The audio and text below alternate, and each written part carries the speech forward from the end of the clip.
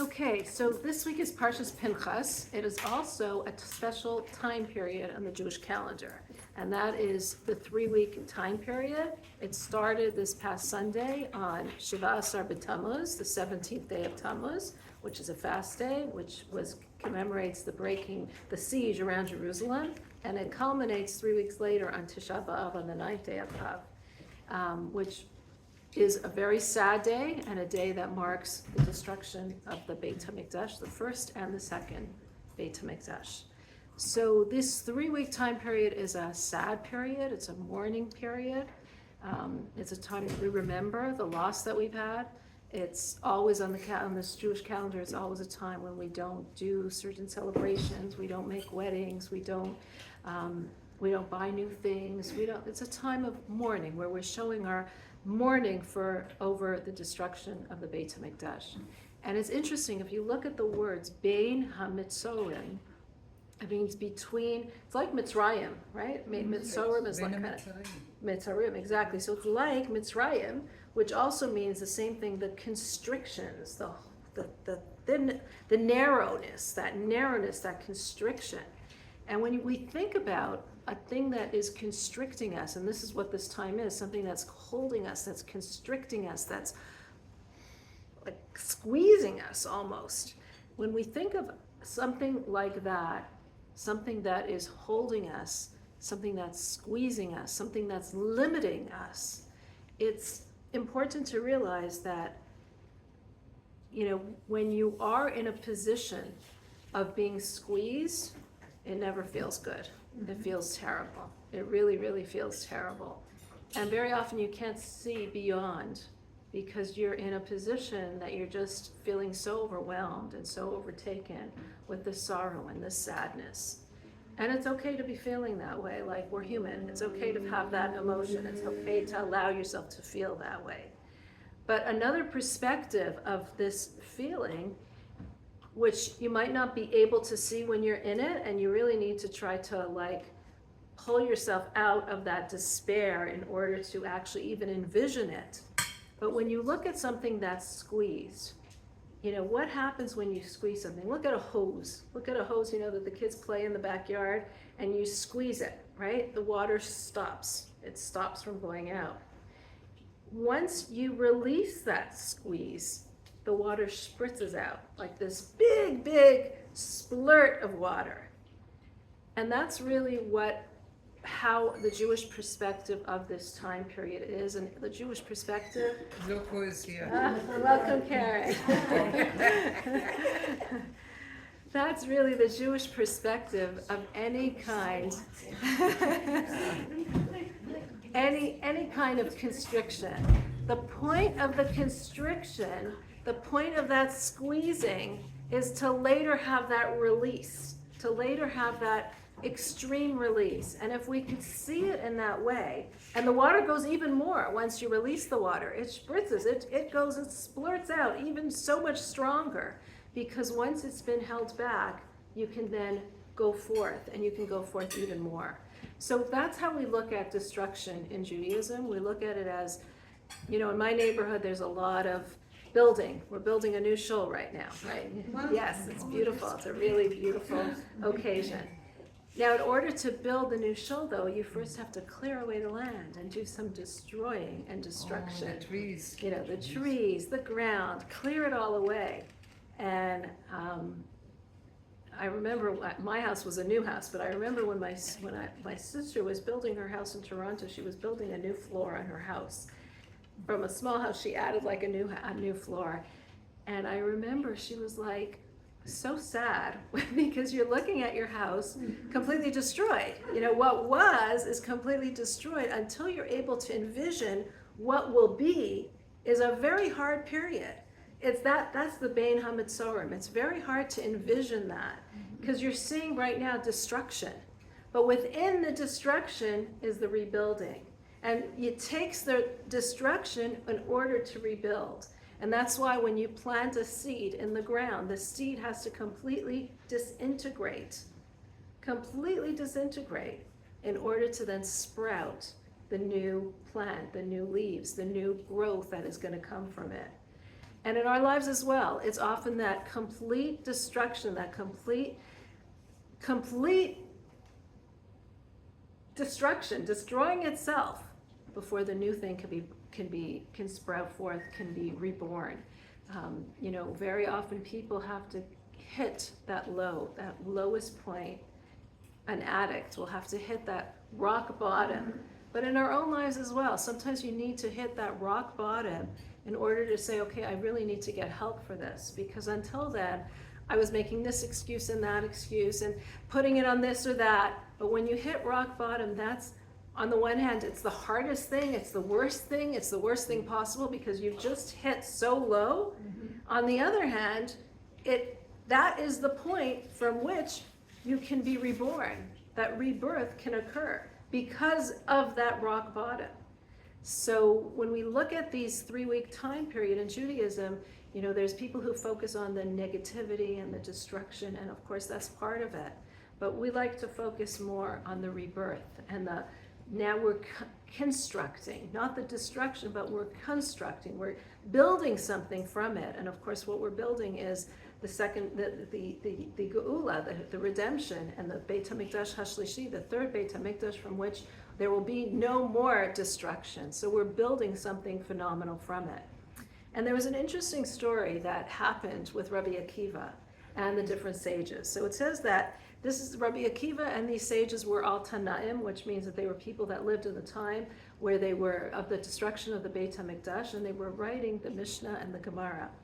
And it says that in the first story, it says that Rabbi Akiva was walking together with Rabban Gamliel, who was the head of the Beit Din, the head of the Sanhedrin, and Rabbi Elazar ben Azariah, who was also a Kohen, and Rabbi Yoshua, and Rabbi Akiva. They're all walking together, and they're walking towards Rome.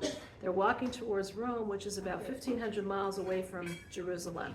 And they're walking there in order to petition the Roman government to be better to the Jewish people because they were terribly oppressive over the Jewish people. And as they're walking there, they approach the city, and the rabbis start to weep. And Rabbi Akiva says, "Why are you weeping?" And they say to him, "Why are you laughing?" Because Rabbi Akiva was laughing while they were weeping. And he says, "Why are you weeping?" And they said, "What do you mean, why are we weeping? Look at what we see. We see a city that's built up, living in tranquility, living in peace, living in riches. This is the people that oppress us, and look how well they're living. They're living in such freedom and such tranquility and richness, while we are being so oppressed." And Rabbi Akiva says, and that's precisely why I am laughing, because I see that these people who are not doing what God desires, and yet God allows them to live like this, imagine the merit that will happen for us who are doing God's will. So he took the situation and completely turned it around. If they are able to live like that, imagine what will be for us. In the Meitzarim, in that constriction, he was able to see not the oppression, but the positive, that seed of hope of what could be, what will be in the future. That's in story number 1. Story number 2, these rabbis are all going back, and they're standing at Mount Scopus, overlooking the Temple Mount, the Beit HaMikdash, and again, the rabbis all start to weep. And again, Rabbi Akiva starts to laugh. And they say to him, "Rabbi Akiva, how could you be laughing?" And he says, "Why are you crying?" And they say, "Look at what we're seeing. We're seeing the Temple Mount, the Beit HaMikdash, the place where only the Kohanim were able to go. Even regular people weren't able to go. This is such a holy spot. And look, there's foxes and animals that are walking all over it. This is the holiest place, and look what has happened to it." And he says, that is precisely why I'm laughing. Because the prophet, I'll tell you in a second, the prophet Uriah prophesied that this is what will happen, that the Temple Mount will turn into a forest, it will turn into an empty land, it will turn into a place where animals will walk over it. And then the prophet Zechariah said also, though, that we will return to Jerusalem. We will return to Jerusalem, and old men and old women will sing and rejoice there. And if that prophet of Uriah came true, then I know too that the prophecy of Zechariah will also happen. So it's interesting because it says as soon as the rabbis saw the Temple Mount, as soon as they saw the place of the Beit Hamikdosh, they all tore their clothes. They ripped their clothes in mourning. And Rabbi Akiva also ripped his clothes in mourning. He wasn't not ripping his clothes, meaning he understood this also as a sad situation. But yet he was able, from the sadness of that situation, to see beyond it, to see beyond the naysayers, see beyond the constriction, to the flow that will come afterwards, to the larger picture. And the question is, how? Why was Rabbi Akiva able to see this and not those other rabbis? Why was only he able to see it and not them? And the answer given by the Rebbe is that when you look at these other individuals, these other rabbis, Rabbi Gamliel, it says, was the president of the Sanhedrin. He was the head of the Sanhedrin, as was his father and as was his grandfather. So he was somebody from very prestigious lineage, and his parents were also like that. This was kind of like expected of him to be in that position. It's kind of like a doctor and a doctor's children and the children, like everyone's in that position. Or, politicians and their children, they all go and follow in the same footsteps. Rabbi Elazar ben Azariah was a Kohen, and he was very wealthy. Rabbi Yehoshua was a Levi, and he was singing his and his family were singing. They were singing in the Beit Hamikdosh. So all of these other rabbis were people that were of higher social status. They all were almost like given the silver spoon. They were born with, what's the saying, that you're born with a silver spoon in your mouth. They were almost like expected to be exactly what they were. Rabbi Akiva, on the other hand, came from a very humble background. And it says he was a shepherd. He was a shepherd for many, many years. Until he was 40 years old, he didn't even know Aleph Beis. And it was only when he was 40 years old and he married Rachel, his wife, who saw his potential, and she encouraged him in his learning, did he become the great Rabbi Akiva after sitting and learning for years and years on end. And he would sit, this 40-year-old man, sit in a cheder, in a school, with little young children to learn Aleph Beis. And from that, he rose to be the greatest leader of the Jewish people. And so how was he able to see this difference that the other rabbis weren't able to see? Because he said, look at what happened to me. Look at what happened to me. I rose from so low to so high. He could see the potential of what could be. If it's God's will, then this is how things can completely turn around. And because he had that background, and because he knew that personally, that with that hard work, and it says Rabbi Akiva is compared to this like stone, this rock, that a little bit of water drips on it and drips on it and drips on it, and eventually the drips on the water make a dent. And eventually the dent gets bigger and bigger and bigger, and finally it breaks through. And that was what Rabbi Akiva was about. He knew that when you put in the effort, when you do what you're supposed to do, when you try, then the situation can completely turn itself around. And that's why he, and only he, was able to stand there and laugh. But the other rabbis did say when he was laughing, Rabbi Akiva, you have comforted us. You comforted us because we realize that is the true perspective. That is the correct perspective. That we can change things around. That the naysayers, the constriction, the narrow strait can become and will become something so much bigger and something so much more positive and joyous for us. And there's really there's two Hasidic quotes, and both of them are kind of contradictory. One is that there is nothing as whole as a broken heart. Did you ever hear that? There's nothing as whole as a broken heart. And it's very true. There's nothing, when you have this broken heart, On the one hand, you're broken, but you're really whole. It's when you have that broken heart that you're a whole person, that you're a whole person in terms of your longing for godliness, and in terms of your humility, and in terms of what you realize, in terms of what you can do.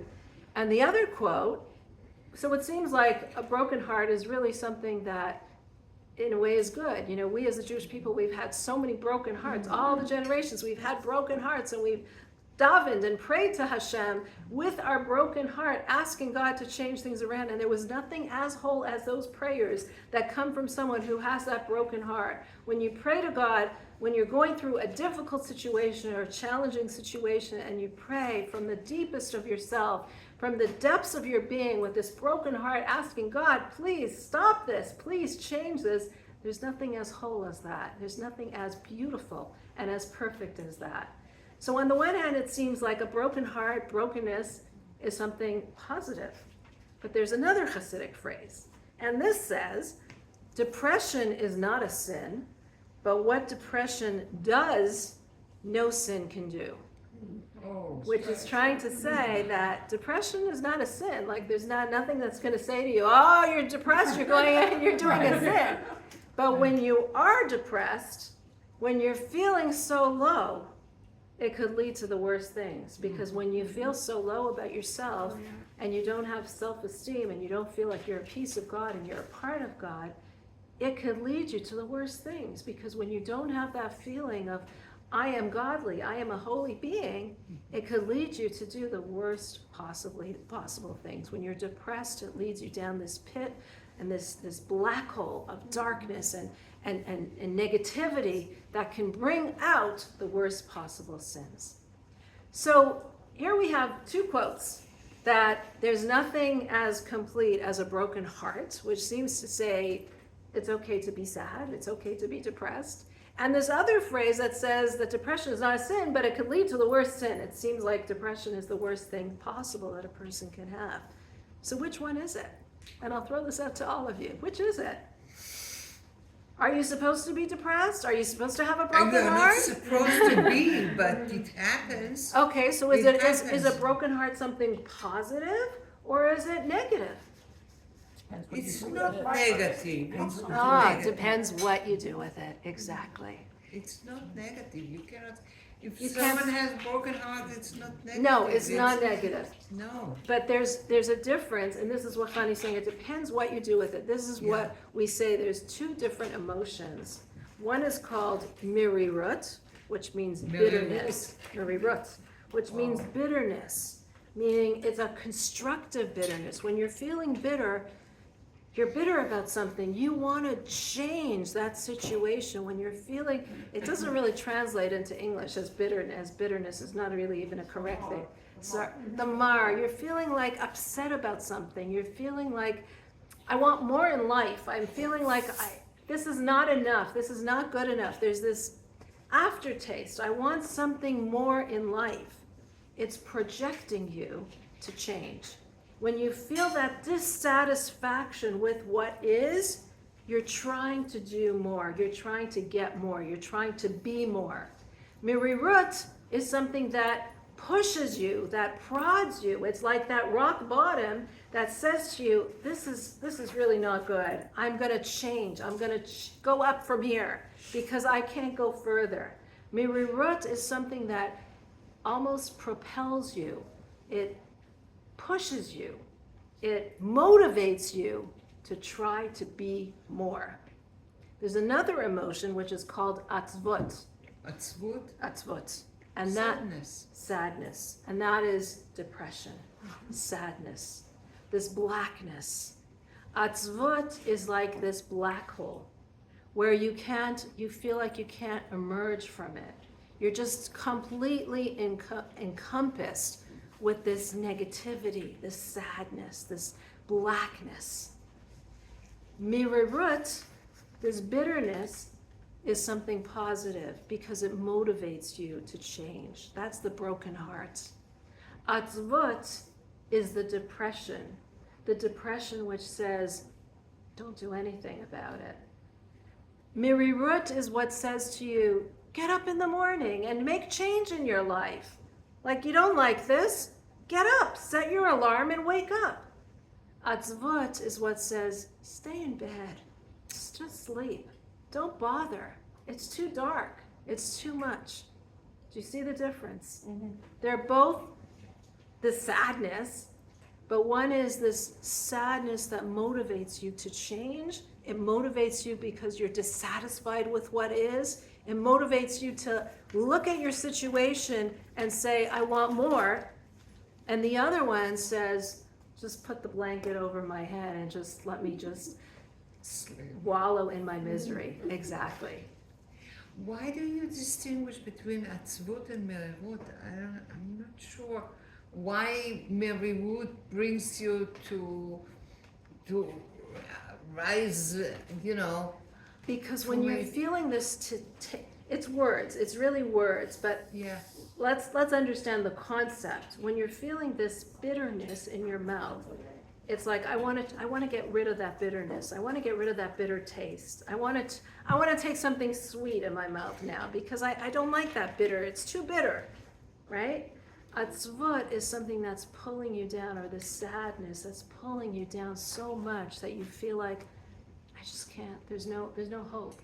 There's no reason. There's no reason to wake up in the morning. I'm just feeling so down and so depressed. So whatever words you're going to use for it, and maybe the words, exactly. whatever word, it's the concept. And that concept is, these are two ways of looking at sadness. They're both sad. One way is, and I don't know if we're even using the correct terminology, even in English, the sadness, depression, it's, depression, there's clinical depression. It's not really the right terminology that we're using, but it's a concept, because I don't have the right words to use. But the concept is, there's a sadness that motivates me to change and motivates me to make things different. That's called the broken heart. Yes. And then there's this sadness that's a depression, that's pulling me down, that makes me feel heavy, that makes me despair. Thank you. Despair, yes. Such despair that I can't even move from that despair. And that despair is something that is negative, is completely negative. There's no place for it, because all that it's going to do is stop you from doing anything positive. And it's just going to drag you down. Exactly. So that's the difference. And that's when we look at the 3 weeks and this naysayers, we're talking about the first one, the broken heart. We have that broken heart, we have that sadness, and it's okay to feel sadness in that broken heart. But it's a broken heart that is motivating us, telling us, we want to change the situation. We're in galut now, we're in exile now, we are suffering now, we're in that naysayers, we're in that narrow place, but we want to change it. We want to overcome it. We want to build. We want to bring in the geula, the redemption, because we're unhappy with where we are now. It's not the atzvut, the despair that says, this is it, and this is what it's always going to be, so why bother?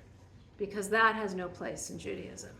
So what it is that broken heart that says we're going to build, because this is like the seed that's planted in the ground that disintegrates, but then it sprouts, and then it flourishes. And that's what we are going to be doing. But you're in good place when you want to splash. Exactly. You are. That's very good. I mean, and that's what we have to kind of envision when we are personally, this is collectively as a whole what the Jewish people are going through, but personally when we are going through the challenges that we all go through. I think it's helpful.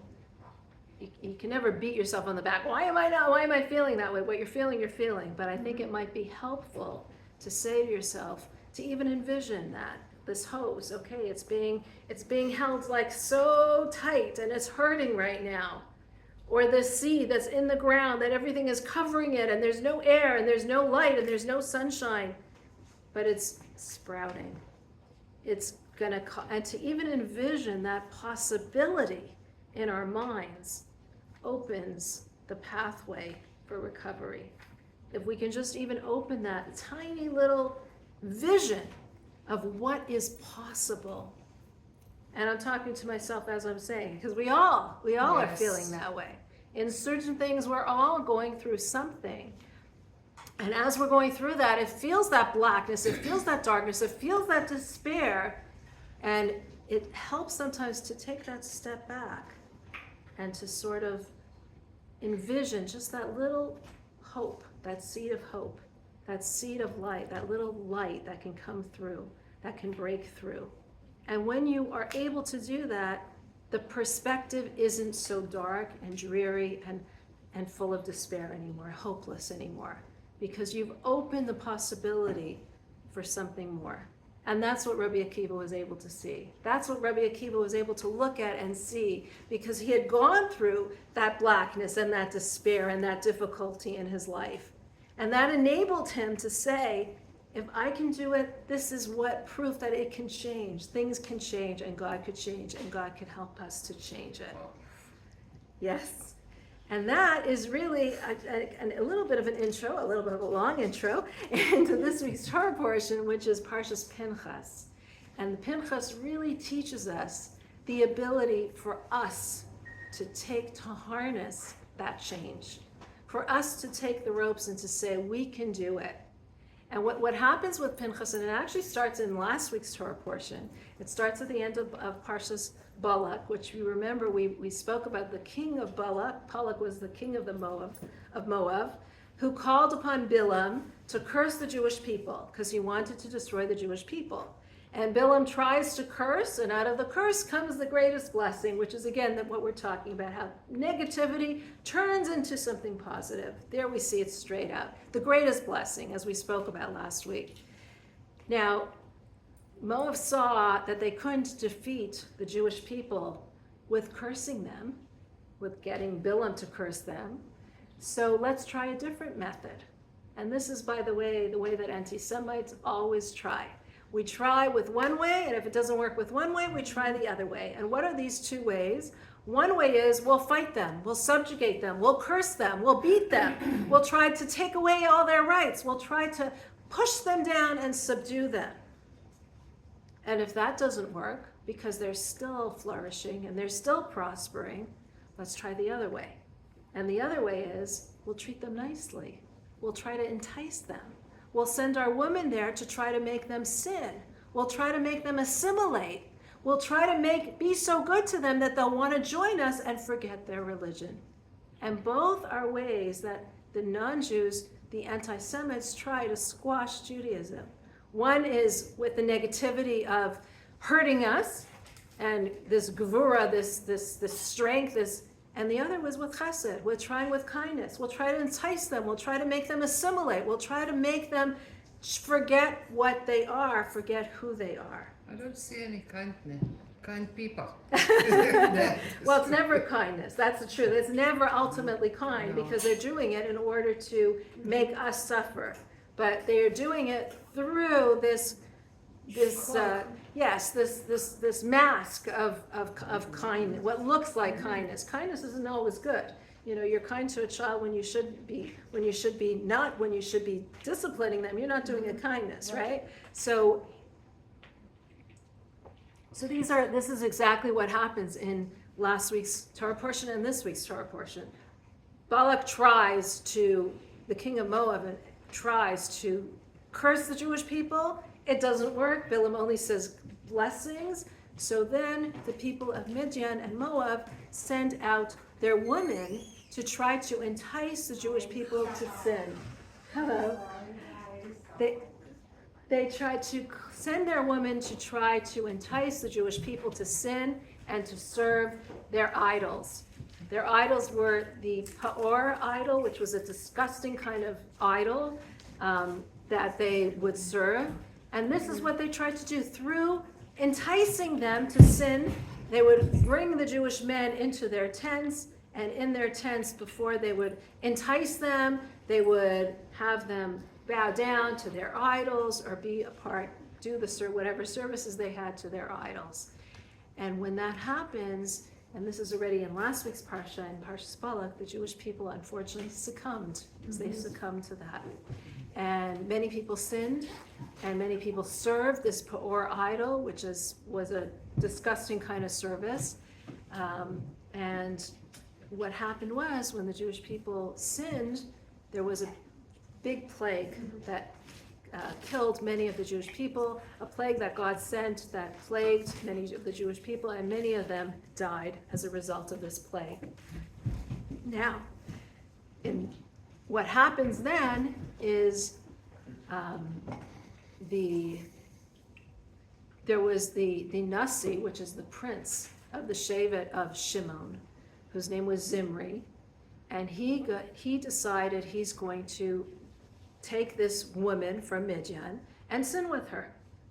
And according to commentaries, she was actually the prince of Midian. You can see that this was the daughter of Balak, the king of Moab, sent her and said, don't settle for anybody except for Moshe. Get Moshe, get the leader. And of course, she's not getting Moshe, so she comes to Zimri, says to her, I'm as good as the leader. I'm as good as Moshe. And he's ready to sin with her.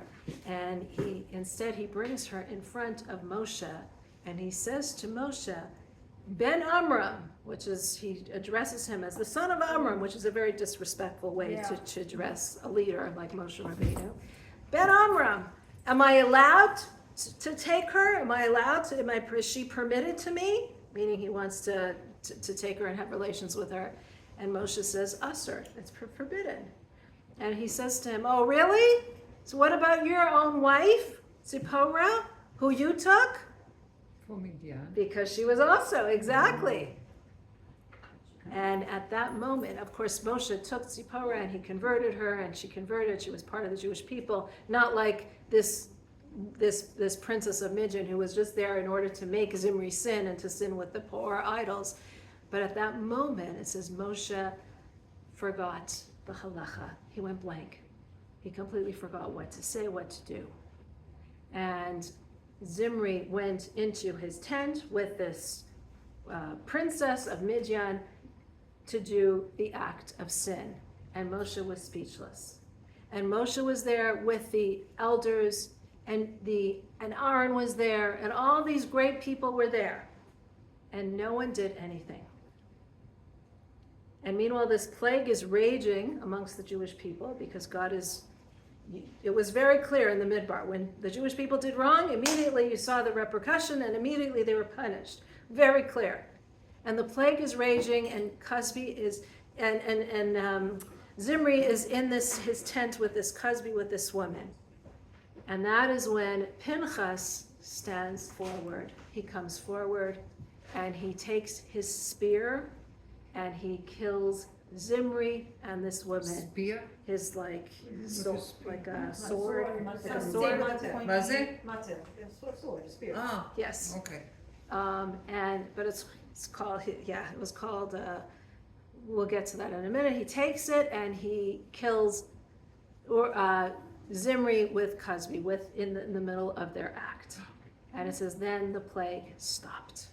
The plague that was killing the Jewish people stopped, and God's anger abated, and it stopped. Now, there's a lot to this story, because Pinchas, what could have said, who am I? There's Moshe, there's Aaron, there's the 70 elders, there's Elazar, there's Isamar. These are all people that are on a higher level than me. It says these are the people, this is the way that Moshe taught Torah from Sinai. When he got it from God, went to Moshe. Moshe taught it first to Aaron. Then after to Aaron, he taught it to the elders, and then to Elazar and to Isamar. And only after that did he teach it to all the rest of the Jewish people, which included Pinchas. He wasn't in any of that hierarchy. So he could easily have said, who am I? Who am I in this situation? But instead he stood forward and he said to Moshe, the halacha is that a zealot is allowed to kill the person who is sinning. And he stepped forward and he did it.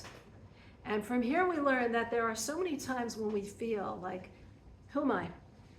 Little me, what can I do? Who am I to stand up and do something? There's greater people, there's more connected people, there's the elders, there's people who are older than me, there's people who has more experience than me. Who am I to step forward and make this change? And from Pinchas we learn we should never do that. When there's a situation that you see that you can make a change, don't ask, well, where's everybody else? because maybe you were created specifically for that situation. Maybe you were created specifically to make that change. Maybe you were put in this world, in this earth, at that particular moment so that you could step forward and create that change. And it wasn't easy. It says that when Pinchas went into Zimri's tent, all the people from the Shevet of Shimon were like against him. We're ready to kill him. Like, who are you to kill the Nasi? This was a prince from the Jewish people. Who are you to do that? And not only that, but it says that the people would make fun of Pinchas even after this was done, even after he did this, and even after God said the plague stopped. The people would say, "Who's this Pinchas? He's the son, the grandson. His mother was the daughter of Yisro, who was the father-in-law of Moshe, who was somebody who served all the different idolatries.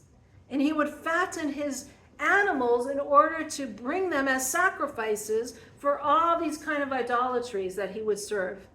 And they would make fun, who is this Pinchas? And Pinchas, they would say, has the same qualities as his grandfather. This is a very negative quality that, imagine you're fattening an animal in order to sacrifice it. How cruel. And this is the Pinchas that same quality is what overtook him and made him kill this prince from the Shevet of Shimon, this prince from Shimon. Because it's his negative qualities, his aggression, and it was God who came and said, this Pinchas, I'm giving him a covenant. I'm giving him a covenant of peace. I am making him a Kohen for all generations. Because you see, what happened was Aaron was the Kohen, and all of Aaron's children were Kohanim. But Pinchas was already born by then. And he was not yet made into a Kohen because he was already born. It was only the children that would be born from Aaron would be Kohanim.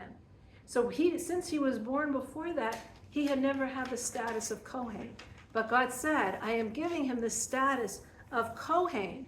What is a Kohen? A Kohen is Ohev Shalom V'Rodev Shalom, someone who runs after peace and tries to get peace. A man of chesed, a man of kindness, a man who teaches. That is what a Kohen symbolizes. And God says, I am giving Pinchas this covenant of being a Kohen because of his covenant of peace, because of what he did. He created peace for the Jewish people. He created this anger that I had against them for serving these idols stopped because of his act. So he created this reconciliation between God and his people. He is a man of peace. And that's why God specifically calls him out for that, because at that time people were mocking him and saying he has the qualities the opposite of peace. And we see from this that we need to take stands in our own lives. We cannot just look at others and say, let others do it, let someone else take care of it. And there's someone bigger than me or greater than me or more important than me or more knowledgeable than me or more charismatic than me or more connected than me who can do it and who can do it better. If you see an opportunity to make a positive change, you need to do it. Not to be a bystander. Not to be a bystander. And not to say, who am I? Little me.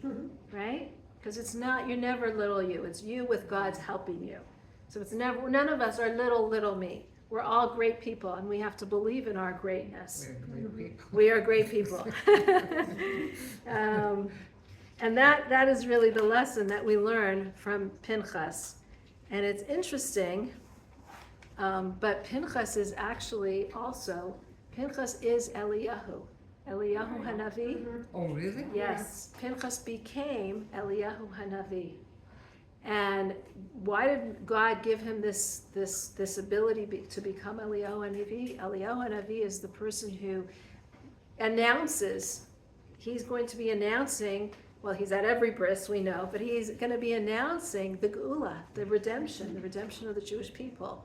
He's going to announce that this is coming. And so God says the person who created peace, who made peace, between me and the Jewish people, that is the person who merits to become Eliyahu, because this is his quality. He's a man of peace. He's a man that brings peace. And again, this is something that we can see that sometimes we need to act in a harsh way, because what he did was a harsh act, in order to create that peace, right? Sometimes you need to do what has to be done, which might seem like something cruel or something harsh, but it really is the greatest act of peace possible. And you can't be worried about what everyone around you is going to be saying when you know that this is something that has to be done, right? And that's really the message from this week's Torah portion. We also see at the end of the portion, there's a group of women who stand up with the same idea, the same message. It's the daughters of Tzlafchad, whose father had died in the Midbar. He had died when he was in the Midbar, not because of the Miragla, but he had died from some other thing. And these daughters came forward to Moshe and they said, we want a portion in the land of Israel. Our father has no daughters, has no sons. So usually the portion goes, the Nachala gets divided by sons. We are the only daughters. Why should our father lose out on having a portion? We want it to go to us. And they went with a solid argument. They were very learned women. And Moshe heard their argument and said, let me ask God. And God did grant them a portion in the land of Israel. It's But no, it's Tzlafchad, yes. Yeah, it's very famous. Yeah. Yes, these daughters, these 5 daughters. And again, it's the same attitude. When you see something, say something. You know, they took the opportunity to learn the halacha properly, to understand it and present a cohesive, cogent argument in front of Moshe. And, you know, once they said their argument, Moshe said, okay, and this halacha came out in the Torah because of these women. So the idea of this week is that you, each and every one of us, is capable of making change. When we see an opportunity, we need to jump on it and make that change, whether it's something in our personal lives, whether it's something with our friends or colleagues. When we see something that we can make a change, and when you think about it, there are many ways that we can all make change, positive change in this world. Whether it's somebody doing something negative or saying something, speaking negative about other people, and most of the time we're feeling like, who am I to say anything? Like, how can I be the one? Say something. When it's an opportunity to do a kosher meal instead of a non-kosher meal at your workforce, say something. Speak up. Don't be afraid to speak up. There's so many different kinds of opportunities that we all have. That doesn't have to be in a negative way, in a condescending way. It should be in a positive way. But think about what opportunities you have in your life that you can make positive change, and don't shirk the responsibility by saying somebody else can, because that is really how we become people who take the Meitzarim and widen it and see something bigger. That is how we become like Rabbi Akiva, who sees a negative situation and completely turns it into something positive. And we all have that ability.